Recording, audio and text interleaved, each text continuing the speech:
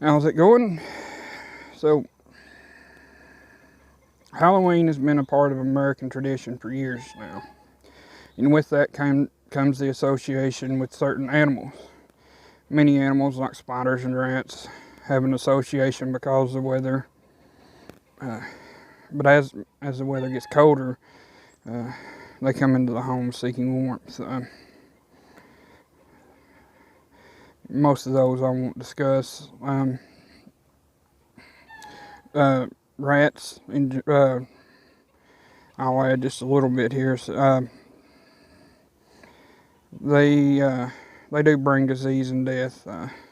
With that, the association of the holiday uh, with death, it holds a little bit different meaning. The first animal, so uh, I'm going to go over with is cats. Cats have been held in high regards in many cultures. Uh, usually associated with the feminine side of life. The Egyptians had two goddesses that were linked to cats, and were even depicted as having cat heads. They mummified cats and placed them in tombs as an offering and as a part of the afterlife of the mummies.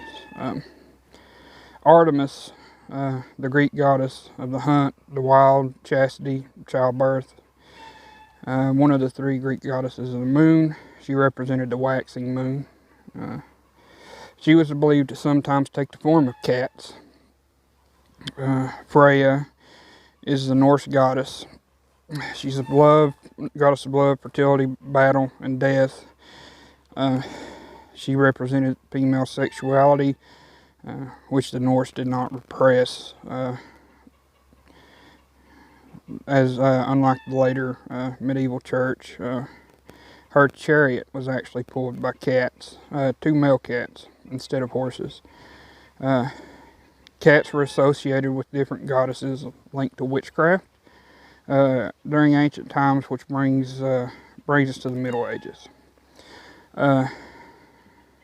When the church took over in Europe after Rome had converted to Christianity, anything linked with the old religions were either seen as associated with Satan or adopted into the church and Christianized. I'll go over that in my next video. The church, in turn, as far as cats go, they had deemed cats as being evil, in particular black cats. Black was associated with evil. So,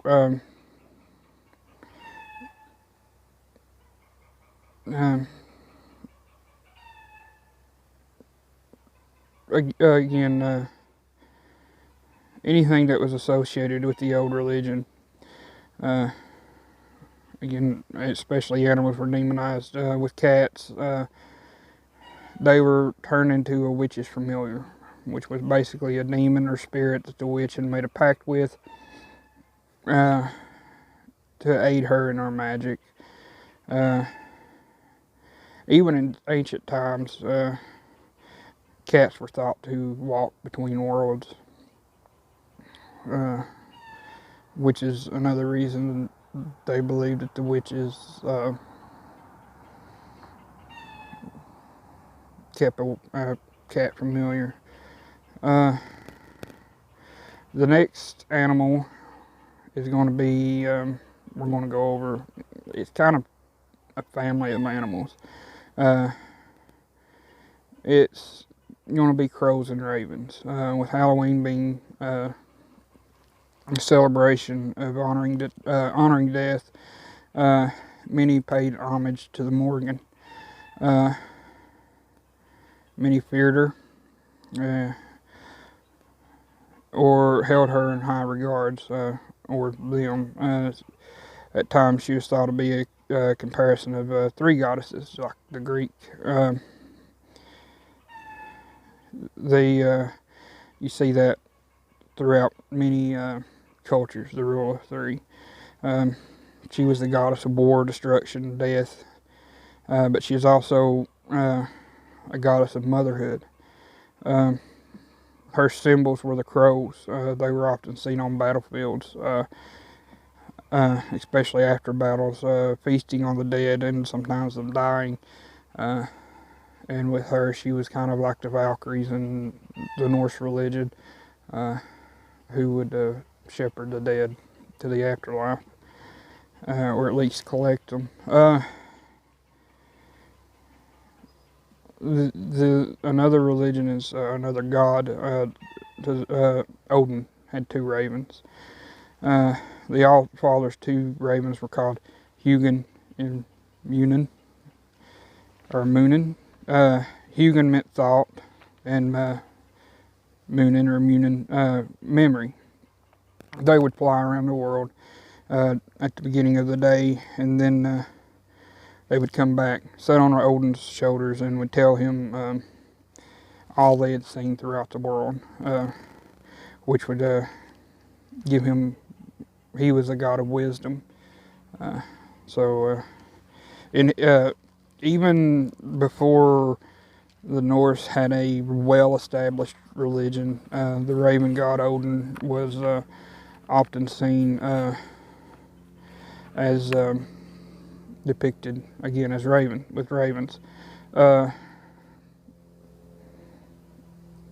the early church won out again, they demonized crows, being black in part of the old religions. Crows are highly intelligent. They're able to solve problems and have an extensive vocabulary.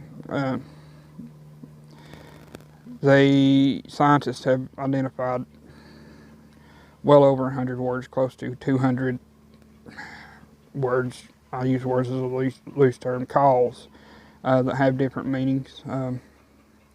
They'll have one meaning for cat, or one meaning for snake, or one call. And they use that to identify.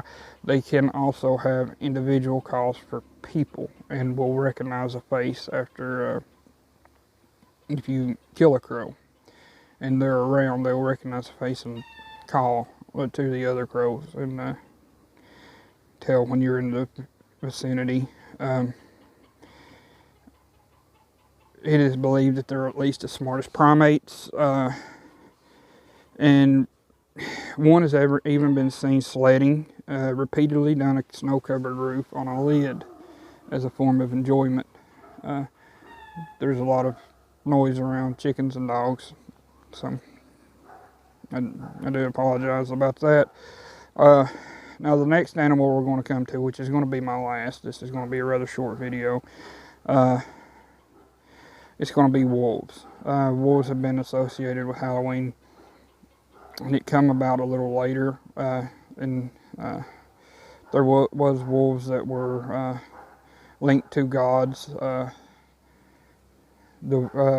and monsters. Fenrir is, I think I'm saying that right, is the god, or is the wolf that is said to bring about the Ragnarok.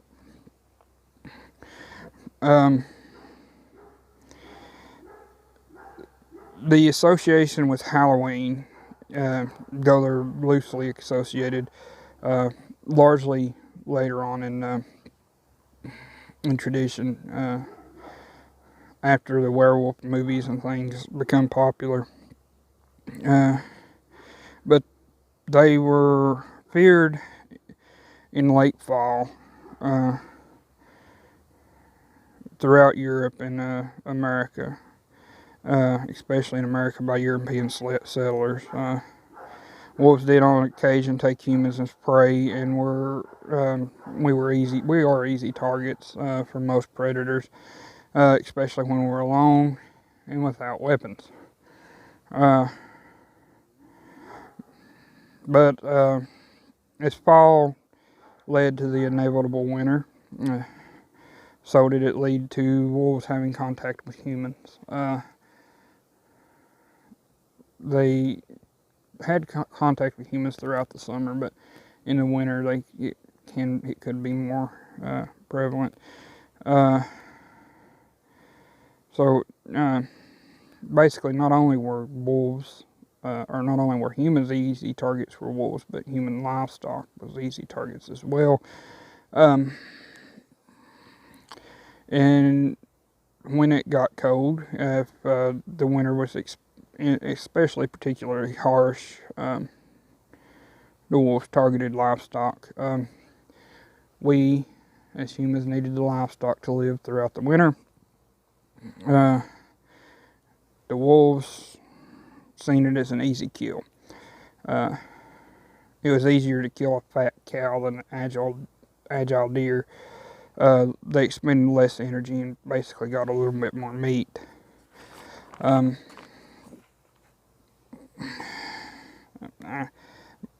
I could continue to go on about these things, dive in much deeper on the subject. I want to keep the video short, and I may next year go in a lot deeper, or at least go into deeper about different parts of the holiday. Be ready for my next video, which is going to discuss the holiday itself. Some of the info may be repeated, but I'm going to use that to give an understanding. I may come across harsh. It may come across harsh against the church, and I'm not talking about the Christian religion in general. Just the people who were said to have worshipped it, and or just said to have worshipped Christ and done some really horrible things in His name. So, on occasion, that still happens today. So, with that being said, again, I will have another video, but if you don't watch that, salute, and have a great day.